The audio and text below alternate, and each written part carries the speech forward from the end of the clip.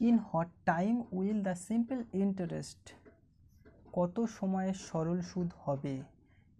B 2/5 of the principal, আসলে 2/5 at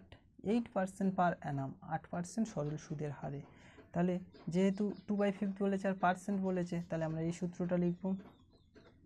R equal to 100 into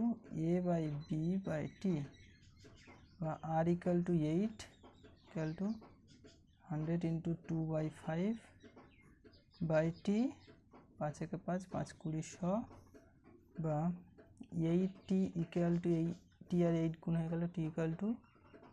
20 into 2, বা শুধু T equal to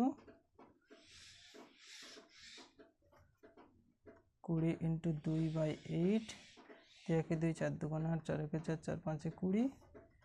বা T equal to 5 year.